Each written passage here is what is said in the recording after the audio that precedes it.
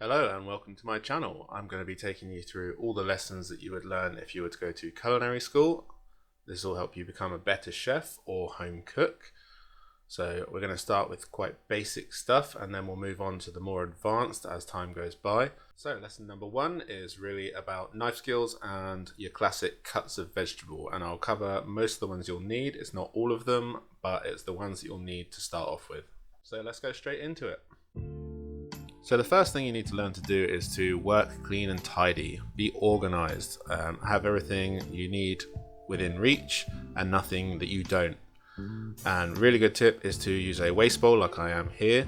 It will catch all your peelings, save all that mess clear up later on, and you can just move that bowl to one side. You don't have to keep scraping down your board and wiping it with a cloth every 5 seconds.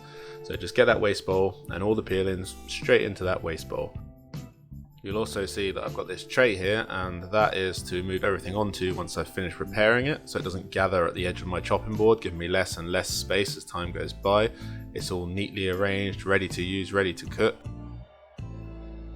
The cut we're going to learn is a Julienne cut, so that is just thin matchsticks. Now all I'm doing here is just squaring off the carrot, so you cut it into what's referred to as a block, and then you'll take these sheets off of it, and those sheets will then be turned into your Julienne cut. A couple of things to pay attention to here is, one, I'm making consistently thick cuts and my hand position is safe. It's called the claw grip, so we'll learn more about that later, but fingertips bent back, thumb right at the back, so I'm not going to cut that off. And I have a firm grip on the handle of the knife in my right hand. Now, I'm not going to talk too much about that, you just need to find something that's comfortable for you. But there are 3 hand positions, you can look them up, I won't talk about them now, they're not that important. So anyway, you're going to take them sheets, you're going to lay them down and you're going to cut them lengthways into these long matchsticks like you can see here. This next cut is called brunoise, and it starts the same as Julienne. You're going to block off your carrot, you're going to take your thin sheets off there, you're going to lay them down, you're actually going to cut Julienne. The only difference is this time you're going to turn that Julienne 90 degrees and you're then going to cut them all into very, very small dice. I'll put all the equipment that I use, including the knife that I use on a daily basis, because it's a very, very good knife and it's not too expensive. I'll put the links in the description for you in case you want to buy them for yourself. Now, although I'm doing all these cuts currently with a carrot, they are transferable to almost any vegetable that you want to do them with. This particular one, brunoise here, is good for garnishing things. If you want to make a consommé, you put a small amount of veg in there to give it a bit of colour, a little bit of texture.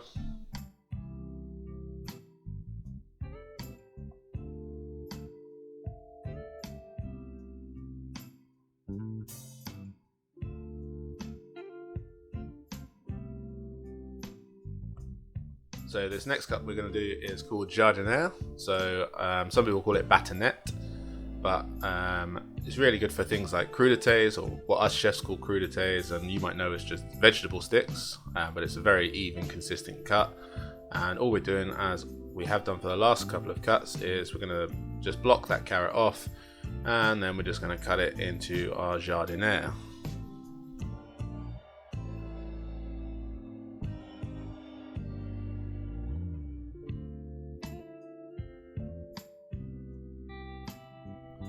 So this next one coming up, we're going to cut for macedoine, which is starting with a jadiniere cut like we've just done. And just like we did with the Julienne into brunoise, we're going to turn jadiniere into macedoine. So that's macedoine, which is a large dice. Now, some chefs will tell you they've got to be a particular size. They'll give you the measurements in millimeters. Now, I've never ever found that I've had to learn all the millimeters of all the cuts, so as long as they're consistent, that's the key. What I'm going to do for you is I'll put a picture of the finished vegetable cuts up at the end, and I'll label them all so you can pause the video on that particular shot and you don't have to keep going back and finding each cut within the video whenever you want to do them. Okay, last cut with the carrot, we're going to do something called paysanne. Now, it's not essential that you cut this into this particular shape. Paysanne really just means cut into shapes. So here I'm doing half moons. You can cut this into whatever shape you want. You can cut any vegetable into whatever shape you want. It could be triangles, diamonds, stars.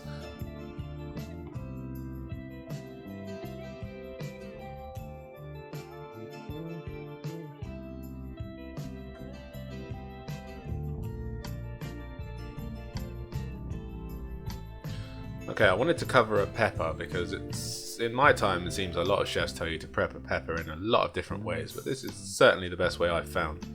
So the natural seams on a pepper, cut down them, that's where that white pith is going to be, and just run your knife about a centimetre in from top all the way through to the bottom, and then you just peel off the pieces, and this is going to stop any of them seeds getting everywhere. You're not going to have to spend ages tapping all the seeds that have come out everywhere. You'll see they come off nice and clean, and then you can just trim off that pith with minimal effort. You're not trying to cut it off from in the middle of a piece of pepper anywhere. It's all around the outside, and it comes out perfectly clean after prepping it. So I'm just switching over to my paring knife now. So this is just a smaller knife. It's good for small vegetable work, more detailed work where you don't want a huge knife that you're about 18 inches away trying to cut out small pieces without wasting loads. I'll speed this bit up so you don't have to watch me do every single one of them. I think you get the point. So as I said earlier, you can do a julienne with a different vegetable. I just wanted to show you that here with this pepper, but really pay attention again to that rocking motion I'm using with my knife. So rather than going straight up and down, you want to put the tip of the knife down, follow through, roll it till the heel, and then lift up and repeat.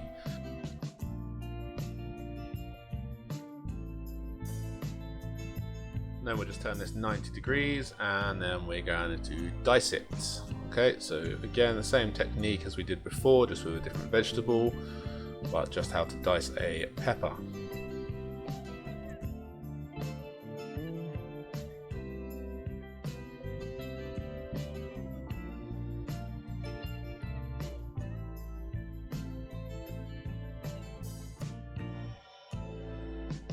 So you'll notice that julienne was a lot larger than the carrot. I'm just going to show you now how to get the finer julienne with a pepper. So we're going to just take off the rounded pieces at the top and bottom. And then this takes some practice, but you'll get the hang of it. So you cut it horizontally, essentially removing the skin from the flesh of the pepper. And then carry on with your normal julienne.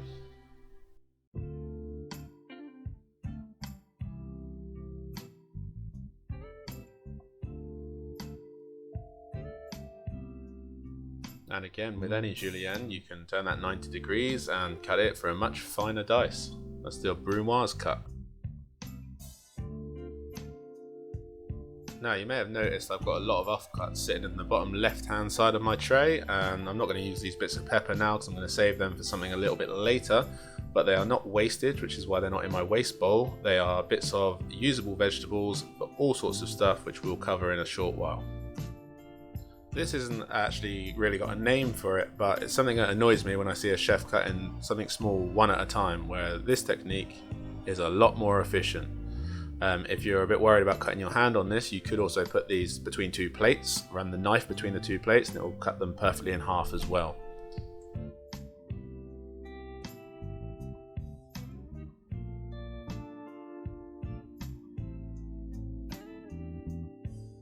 Now we're going to move on to a leek. So there's a few different preparations we can do with this too. So we're just going to top and tail it, and notice that green piece, a lot of people cut that off and throw it in the bin, but it's perfectly usable for lots of different things. So you see it goes into my offcuts pile rather than into my waste, and again we'll use that later. Now I'm just taking one sheet by running the blade only a few mil into this leek, and I'll save that again for later, and I'll show you what I'm going to do with that. Now this cut is called rondelles. It's a round cut, you could call it paysanne, but it's essentially just thin rounds, and again it's another shape, something else you can do, nice as a garnish on leek and potato soup for example.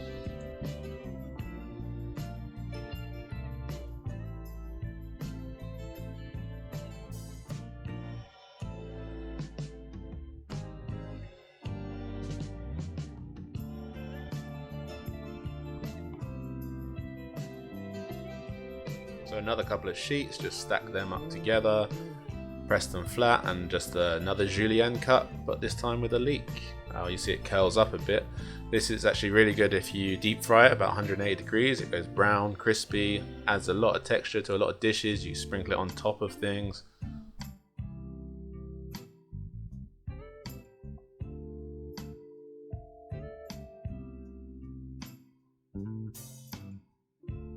Okay, here comes another paysanne cut. So this was the diamonds I mentioned earlier. Very easy to do with sheets of leek. Although it's time consuming, it does make things look professional. It makes you think that someone's put time into the preparation.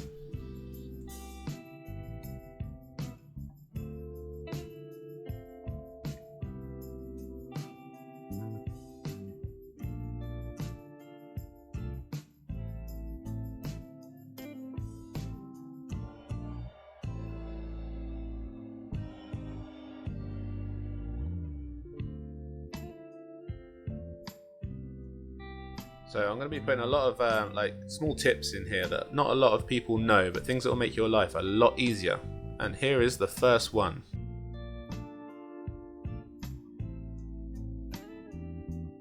So this is your bog standard teaspoon. Hold it firmly, use the edge, and just scrape the skin off. If you use a peeler, or if you ever peeled ginger, it gets all stuck and you peel half of it away and left with nothing. You look here, you see on my chopping board, it is purely just the skin, no wastage whatsoever.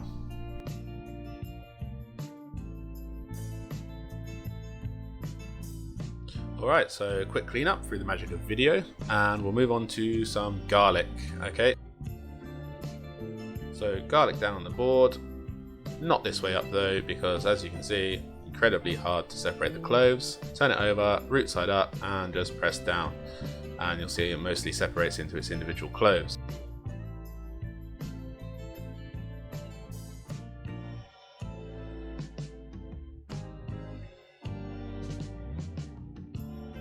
So we're going to start by just peeling one clove of garlic, which you'll never actually do. You'll always need about 50 when you actually go and work in a restaurant. So incredibly big waste of time, but if you're going to do it at home, side of the knife, press down firmly until you hear it pop, and then just peel that skin away nice and easy. What you don't want to do is smack down really hard on the edge of that blade like you see these chefs doing, because if that blade tips up at all, you are going to cut yourself.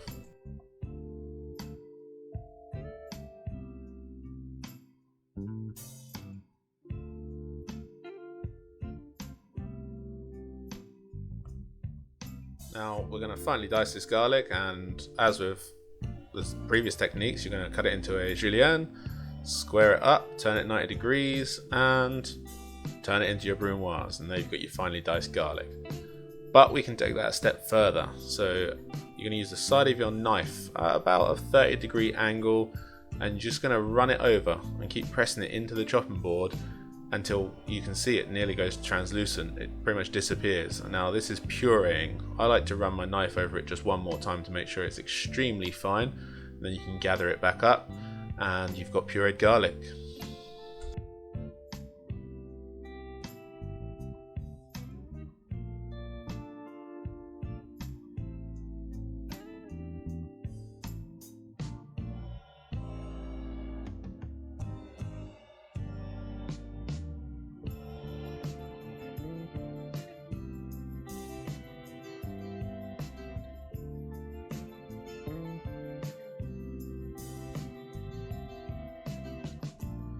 So like I said, when you actually go and work in restaurants, you're going to need a hell of a lot more than one clove of garlic.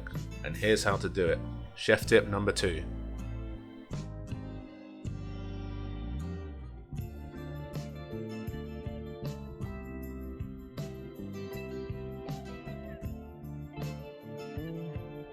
So there's not a lot more to be said about this than take all your unpeeled garlic cloves, chuck them in a tub that has some extra space in it, put the lid on nice and tight, and shake the hell out of it for about 10 seconds. And then when you open the tub, all of that garlic will be magically peeled, and you can just pick it out, separate it from all of the skin, give it a quick rinse under the tap to get any small bits off, and you've got a whole bulb of garlic, or 2 or 5, in 10 seconds.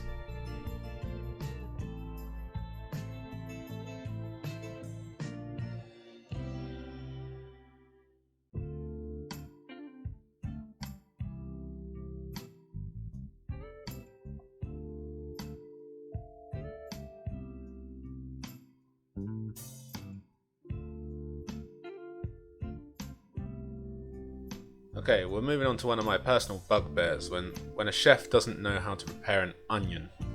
Okay, you're going to be using thousands of these things. Get used to them, learn to prep them, and learn to prep them quickly.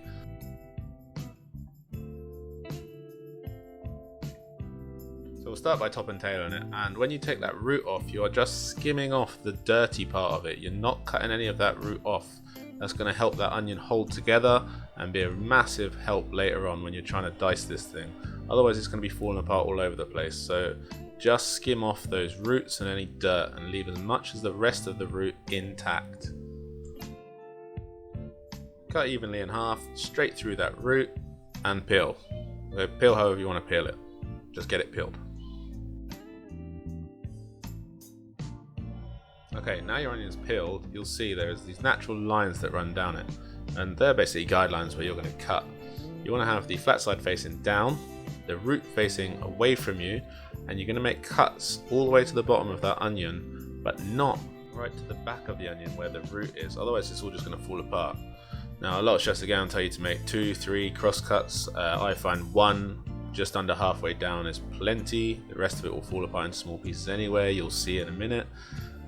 And these edge pieces here, just do another couple of slits down them, and then use that rolling technique and chop them into your fine dice.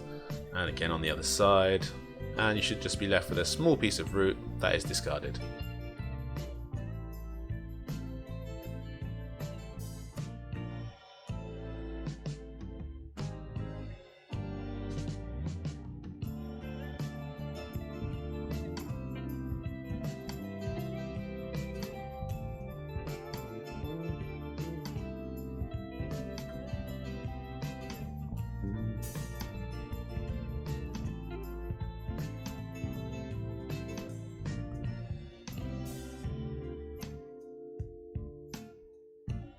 The other half of the onion we're just going to slice, so root away from you, claw grip, and this is a slightly new knife technique, so we're actually lifting the whole thing off the board and pressing down, but we are pushing forwards a little as we go down to make that cut easier. Once the onion becomes unstable, let it fall over and continue that cut.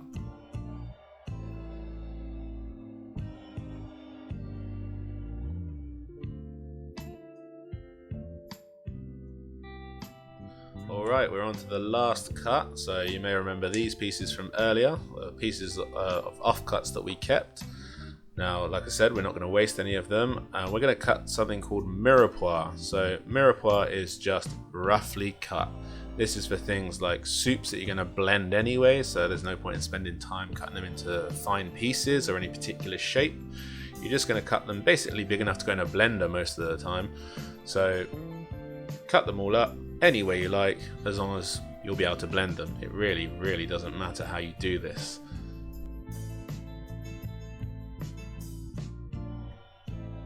And I'm just going to cut a courgette into mirepoix as well, because I was doing this for a roasted veg mixture. And that's all we've got for today, so thank you for sticking with it, and please like, subscribe and comment. The next lesson is going to be on using these cuts to make a simple soup, so I'll see you next time.